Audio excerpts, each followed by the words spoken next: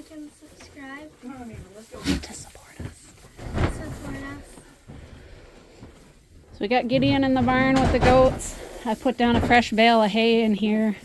It's getting pretty gross. Millie!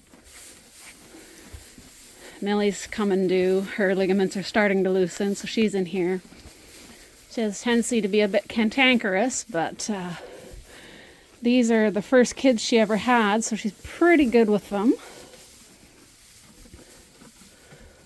As long as the other kids stay away, should be all right. You might notice that there's little circles on everybody's heads because they got disbudded today. Oh, those two girls, they don't have circles. Yeah. All the boys were Only disbudded. one of the girls got disbudded. Yeah, this one, she's a character. I love her. She's always up to mischief and jumping on my back and nibbling on my coat and climbing on my legs. She's a bundle of fun. She belongs to Sweetie here, and she was the only one that got disbudded. She had a pretty good set of horn nubs already. But yeah, that's what it looks like with circles on their heads. I shave first so that you don't get all that burnt hair smell. I think Millie's quite happy to be inside. She ran from the run into the stall. She wanted in here. There's a bunch of babies. Yeah, I think she's got 4, so I'm giving her extra minerals and nutrients until she kids so that they come out strong and not floppy-legged like this guy with the braces on his legs. I'm going to take those braces off in the morning. I love little goats. Yeah, you do. Last time Gideon was out here, there was only one kid. It was this one, Frost Boy. And now there's 13 kids in the barn. So yeah, I was spending time playing in both pens. We got everybody fed. We got frost milked. Got everybody looked after. Fresh bedding down. Sweetie's kids are eating.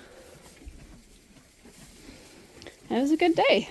It took us a while to disbud all the boys and the one girl, but we've got 1, 2, 3 girls left that just, they're not ready for disbudding yet. You got to be able to feel the bumps, and those 3 girls, they just don't really have their bumps yet. As soon as you feel them, you can disbud them.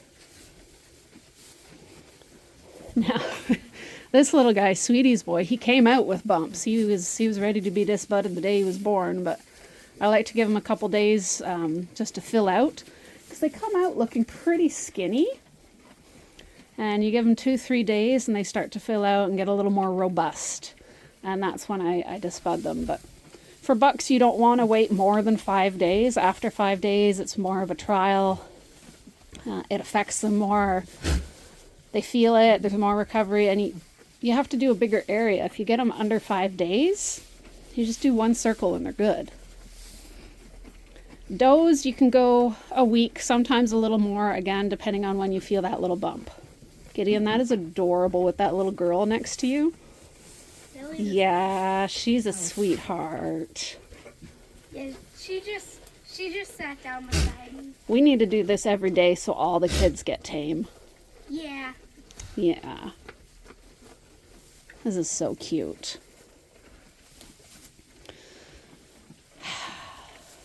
Yeah, as you can see, the kids learn to stay away from goats that are not their mom. Poor Frost little boy is in between 2 cantankerous herd matriarchs. Not the best place to be.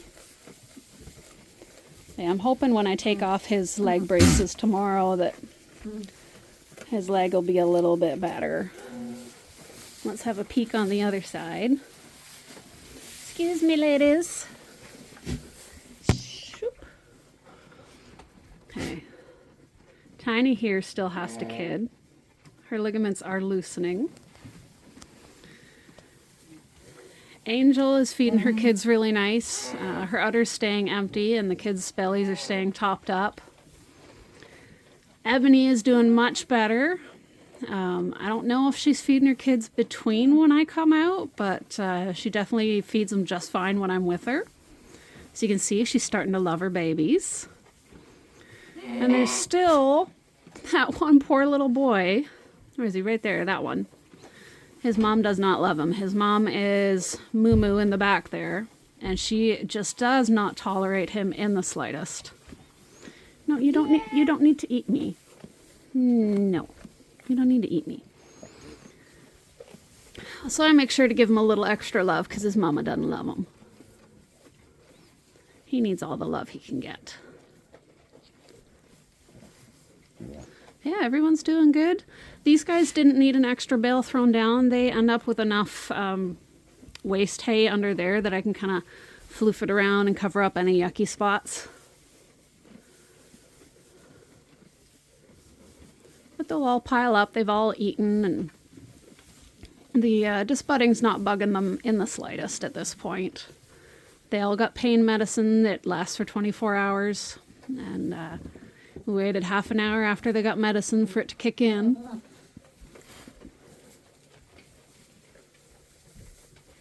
What's going on over here? Goodness, Millie, you'd think you hadn't eaten in a week. The way you're going at that hay. Of course, that's the good stuff. It's the last of the good stuff. The 2 last bales. Grandpa's peeking in, wondering how long we're going to take on the video. I'm pretty sure this one just fell asleep beside me. Yeah, she's out cold. She's loving it. Yeah. And interestingly enough, even though his back legs are tied up and braced, he gets around. He's getting pretty good at sitting up, and he pulls himself along with his front legs. So everyone's doing good. Bunch of healthy babies. I love our farm. Yeah. These babies enjoyed, when I first threw the hay down, they started running and bouncing. Yeah. Straw would be better, but we don't got straw around here, but we do have old hay. These bedding bales were here when we bought the farm, and who knows how long they were here before that, so the goats don't seem to mind. They're eating them. Yeah. But we use them for bedding. And the moms can just eat however much they want. Yeah. You ready to go, Gideon? We got to go collect eggs now. They need it? As soon as I moved out of the position that I was in, this guy woke up. Yeah, she's adorable. She finally's got the hang of eating. I saw her eat really good for the first time today, and she's a few days old. I was worried about her. She didn't seem to have much of an appetite. But I got her and her sister on cinnamon at the same time. Maybe it was the competition of having one going beside her, but she ate really good. This one still wants me to lay down. Oh, yeah, they love it. Look at that. They're all like, we want you. Even Wonky Legs is going. Yeah. But let's go. We got to get those eggs. I'm just petting every single one. Yeah. In the leech. Oh, I guess I should turn lights off too, eh? I like to pretend like His brace came off his leg. I'll loop that back on. Hello, everyone. I wanted to make an educational video for you today about disbudding, why we do it, and how we do it. It can be a bit of a controversial topic. I'll explain to you why we do it and all of our reasons. And I'll let you look at the kids part of this as well. So there's a lot of reasons why we disbud our goats. One of them being that if you want to show dairy goats, they need to be disbudded. That's just regulation. But that's not a big one for me. I don't show, but I mean, that just shows that that's the common thing. Now, if you have fiber goats or meat goats, you don't need to disbud them. Generally, you leave them on. Fiber goats in particular, they need their horns because they have that thick fiber coat. The horns act as the heating and cooling system for them, which is important. And the meat goats, the horns, they're a little bit smaller. They're nice and tight to the head, like they're not out in the way too much. But for dairy goats, it's very important to have the horns gone because they can cause injury, serious injury. When I started out with Millie, my herd matriarch, and 2 Angora goats. And the Angoras had their horns. And they sliced across the front of her udder twice. Sliced her open. Thank goodness they didn't get deep enough to hit that vein, because there's a major, major vein that goes along their bellies to their udders that provides the blood flow for the milk. Those Angoras also, probably when scratching, impaled her side with her horn, went just under the skin, like 3 inches deep, and then ripped it out. And she had a big old, like 3-inch flap of skin, you know, in that square, half square formation. That's kind of gruesome. Fixed it up. She healed up fine. You never know. But these are some of the things that happen with horns. See what else? I'm on a lot of Facebook groups, and especially in the summer, I kid you not, like 3 times a week, I'll see some kind of post about a horn injury. Either it's degloving, broken horn, or my goat horned me type posts. Degloving means the outer keratin layer of the horn, the part that's dead, it's very much like fingernails, comes off of the inner layer, which has the blood supply, and it grows from. And that's degloving, and it is a bloody mess. There's just blood everywhere. It's got to be really sore. Like, think if you had your fingernail ripped off, how sore and tender that would be. That's one thing that happens, is degloving. Another is the breaking off of the horn. Sometimes it's halfway up, sometimes it's right at the base. Again, an extremely bloody, messy situation, very painful, particularly if it breaks off right at the base of the horn, at the skull, because if it breaks off there, then you've got direct openings down into the sinuses. You can see them through that break, that top of the head. You can see the hollows of the sinuses. Every time they breathe, bloody bubbles come up out of the holes, bloody bubbles come out of their nose. It's horrible and painful. And disbudding the way I do it, in 1 second, it's a 3rd-degree burn, has burnt through the nerve, there's no pain, they don't feel it anymore. I'd rather do that than have like a month or more of this poor animal suffering through such an injury. It's really not nice.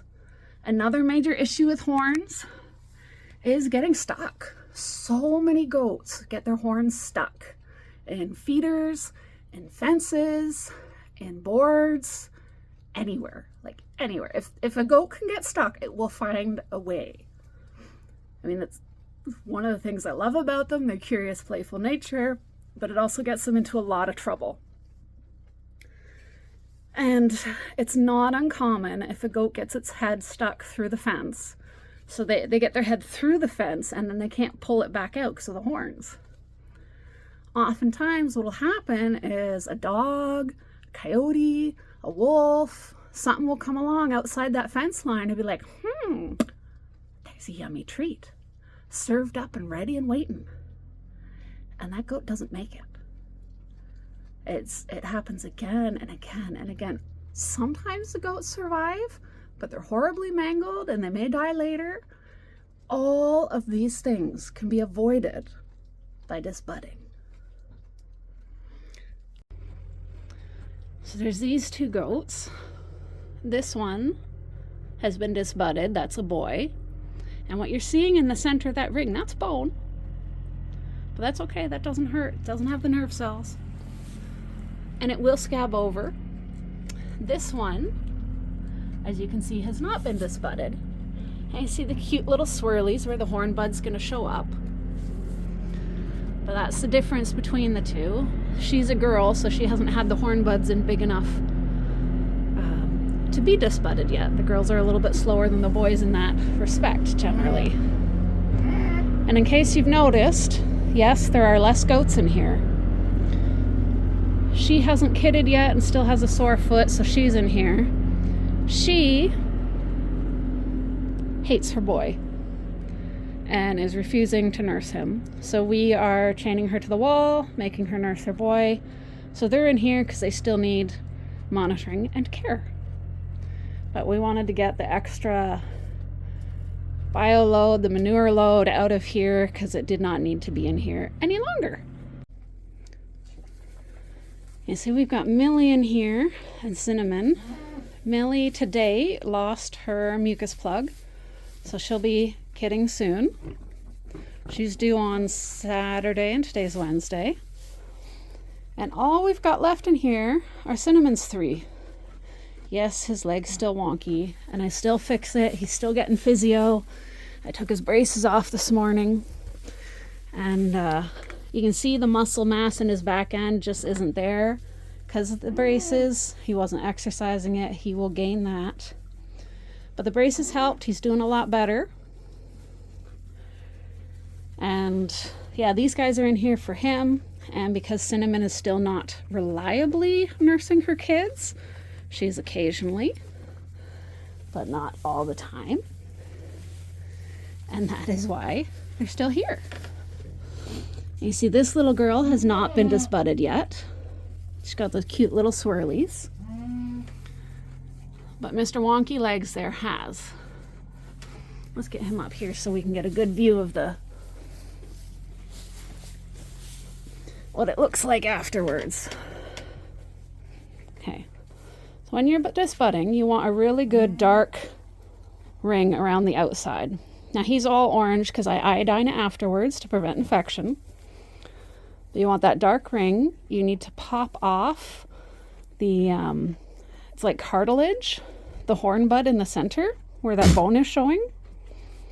Pop that off, and then you need to burn that bone. The point is you get all the cells that multiply and form horn. If you don't get them all, you're going to get scurs. If you do a pretty decent job, then your scurs aren't going to be too bad, and they're not going to cause much of a problem. See, Millie gets some scurs. You going to show us your scurs, Millie? Now one of them popped off recently, so this one popped off. You can see there's a little, see this little nub? And it moves. That's a scur. That's the right kind of scur, a scur that moves. Cinnamon doesn't have any. But yeah, a bad kind of scur is a scur that is firmly anchored to the skull. That one has a chance of having blood supply and growing more and causing more problems if it breaks. The ones that are movable and they're just attached to the skin, they just come off on their own. Like they'll just be goofing around with the herd, headbutting, playing, and they'll come off, which is fine. That's a nice way of doing it. Ideally, when you disbud, you do it with the aim of not having scurs, but they happen. Especially in boys, because their buds are larger, where a doe's bud is going to be smaller, so it's easier to get with the iron. Some breeds have such large buds that you need to do a figure 8 pattern across the bud to get all of it.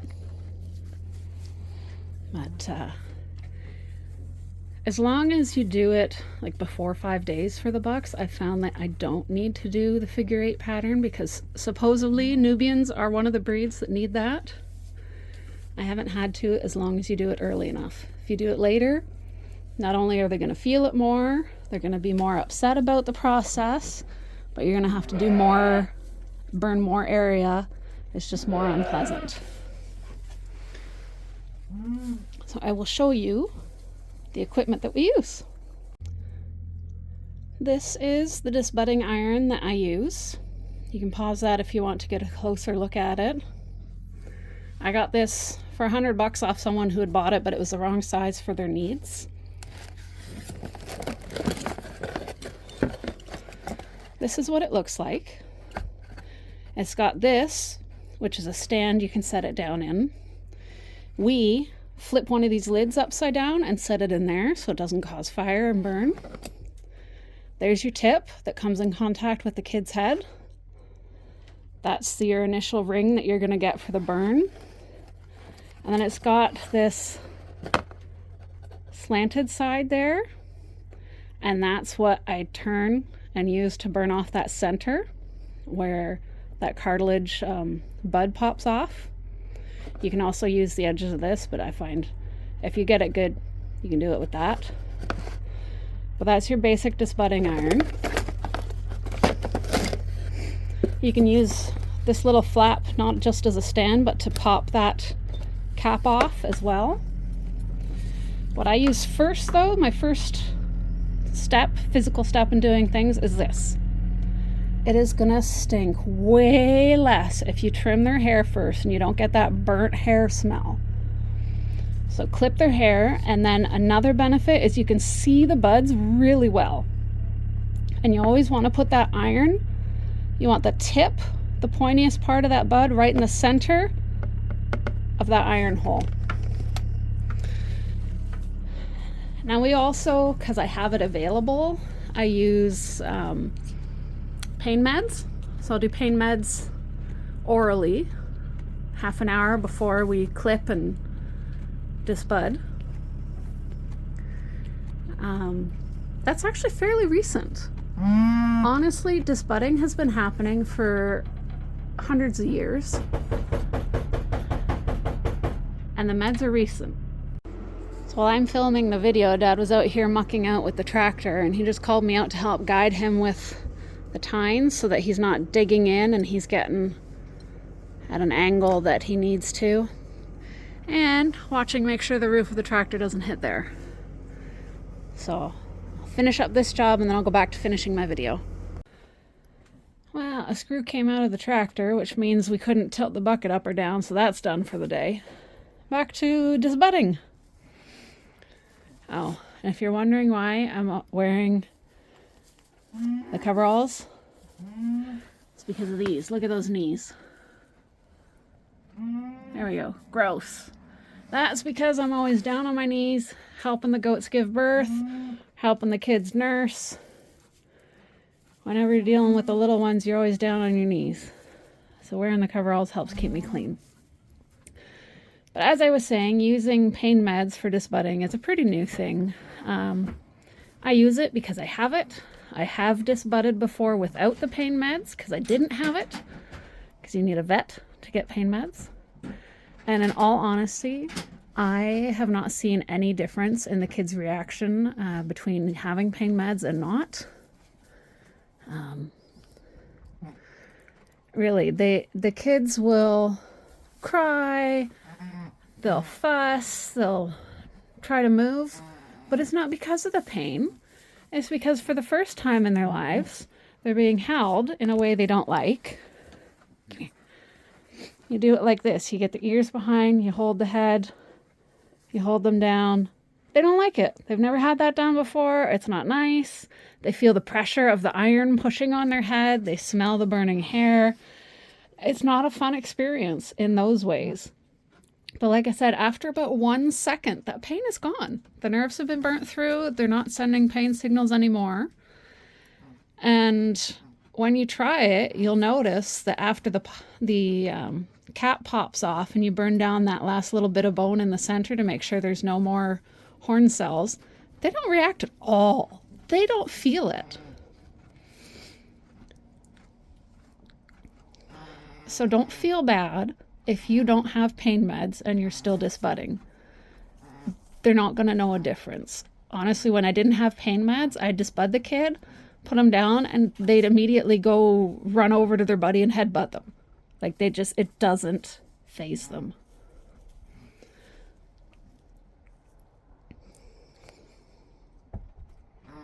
I kind of lost track of where I was going and what all I've covered here. see. Oh, one thing I can say is if you are keeping horns on your goats, but you don't want them to be a menace, you can trim the tips of the horns very similar to how you would trim the tip of a dog's toenail. Before you go doing that, make sure that you've Googled images of horns and the structure and have a good understanding of it. But it is conceptually very similar to a dog's toenail. You'll have that center quick where there's nerves and blood flow, and then you'll have that keratin sheath where they don't feel anything. And you can notice looking at the horn, you know, it comes out of the head and curls back. It goes from kind of this shape to like flat, almost like a ribbon instead of a tube. That transition area is where that central quick ends, and it's just keratin left. If you have sensitive fingers like I do, or you have a very sensitive thermometer or temperature sensing tool, you can also check the temperature down the length of the horn. Where there is quick, it will feel warmer and be warmer, and where it's just keratin, it will cool down.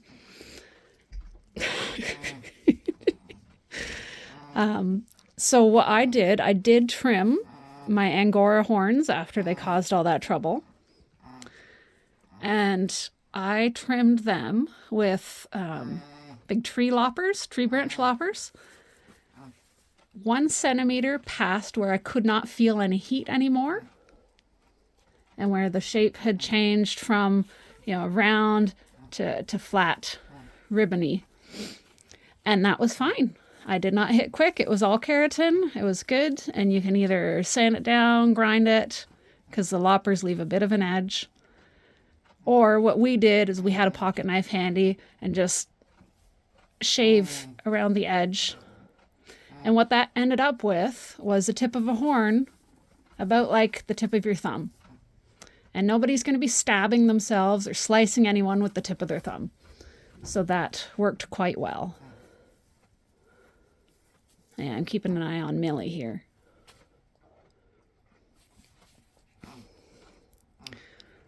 But I think I will go and show you where all the other babies are. That one kid just keeps bugging Millie.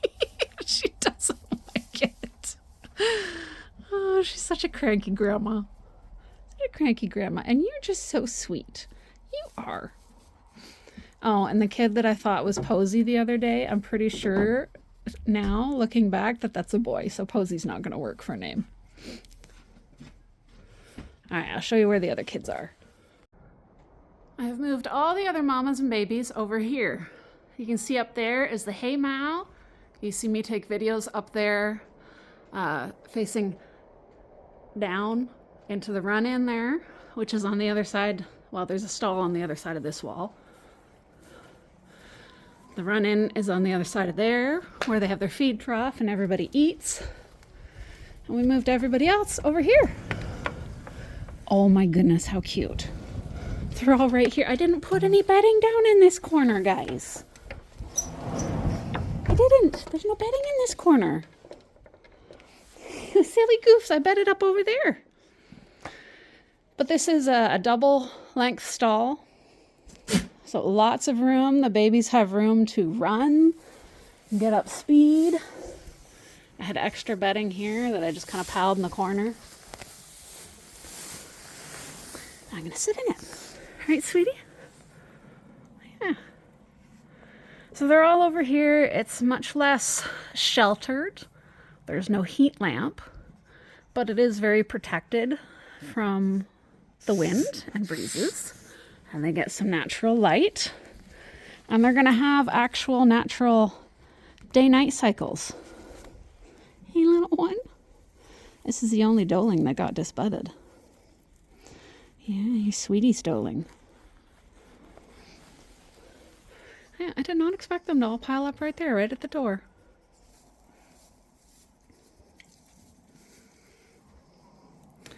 Another thing I want to talk about horns is the difference in goat behavior when they have horns versus when they don't.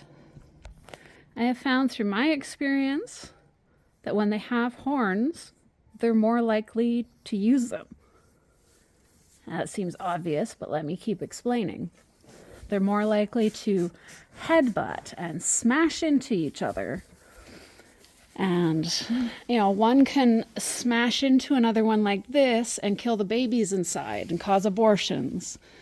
I've seen situations where a goat has rammed another goat in the side and caused internal organ damage, and that goat died. But goats with horns are much more likely to put those heads to use as weapons. Goats without horns are much more mellow. They know they don't have horns, and they use their heads much less. They'll still posture and teach their kids, when they drop their head and show the top of the head quickly, that means, back off and behave, kind of like Sweetie just did. Sorry, it got out of the camera view. But yeah, they're more peaceful without horns, less fractious. You silly girl. Does that taste good? Let go. Go.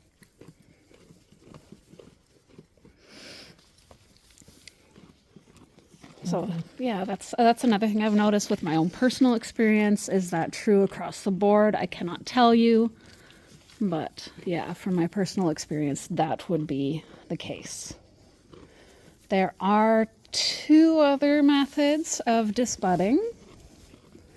One is through a caustic paste, thick, kind of like toothpaste, and you spread it on.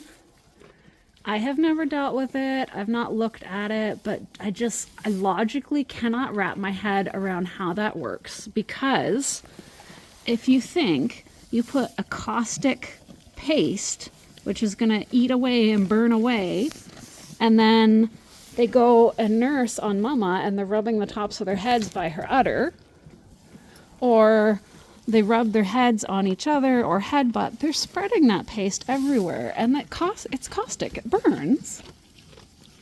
And how do they not get it in each other's eyes and cause problems? Maybe the people that use it wrap their heads, I don't know. Goats tend not to keep head wraps on.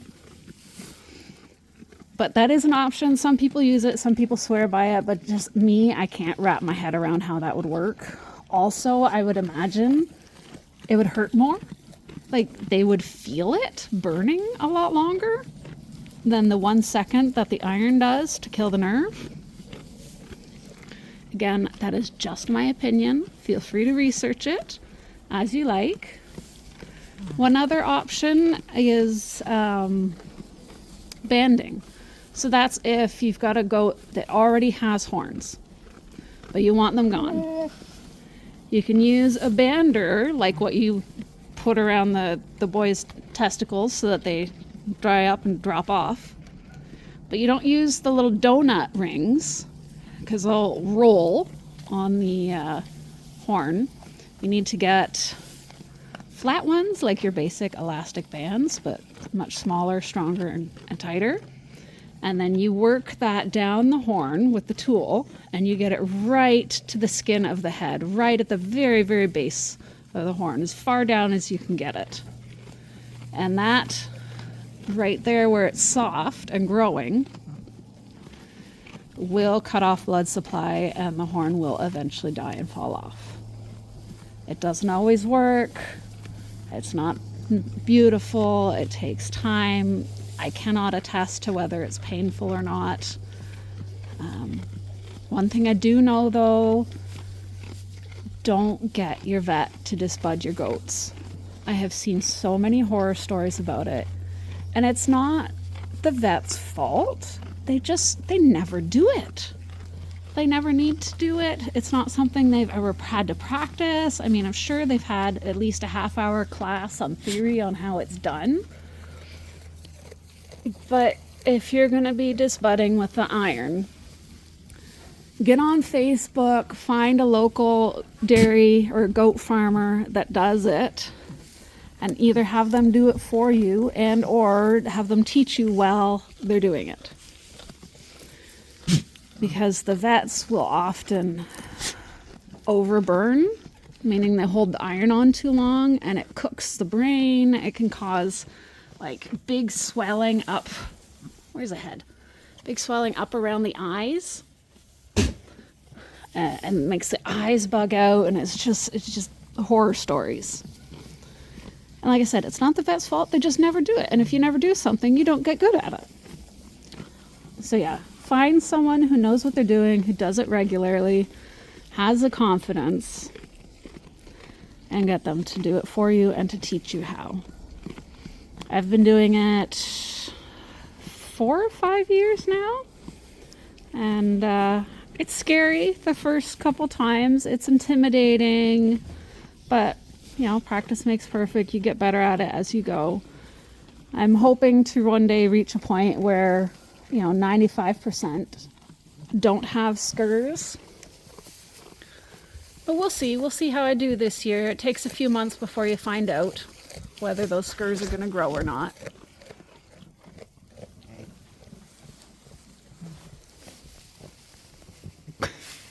She got her head all the way in there.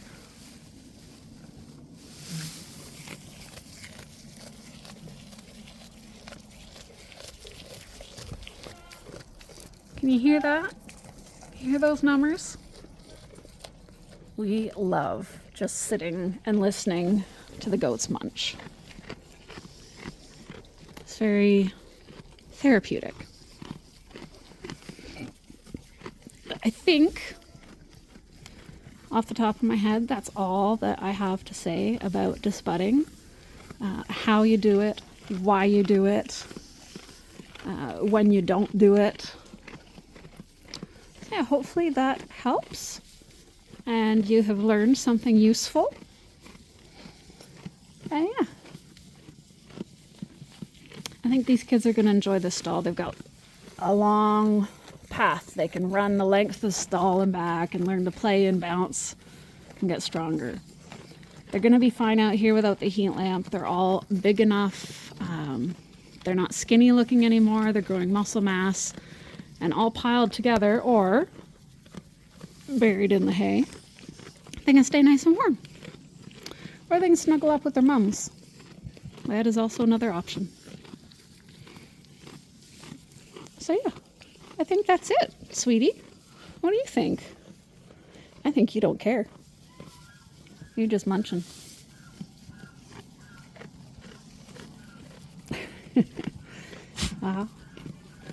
We'll see you in the next one. One last thing I forgot. I want to share with you guys, since this is an educational video and we're dealing with goat kids, water buckets. You can see it's up off the floor. See that? The mums can reach it. It's perfect for mum height, but not for kids. If you have water buckets on the floor, guarantee you the kids will get in there. They will either freeze or drown and not be able to get out. Don't take the chance. Trust me, the kids will get in that water bucket. Hang your water bucket. Keep your kids safe. Keep them dry. Keep them alive. Kids don't need the water anyways. They're on a milk-only diet at this stage, so it's not a problem. You're not going to dehydrate them. You're not depriving them. Keeping them alive and safe. For the first time since the fall, we've got a round bale on the outside feeder. That's because our square bale supply is diminishing, but we still have lots of round bales. And so we're going to put them to use. These guys have no issues eating out here off of this one. It lasts them a while. They love eating from it. And it means that we will continue to have a supply of square bales for inside the stalls or however we need them until we hay again.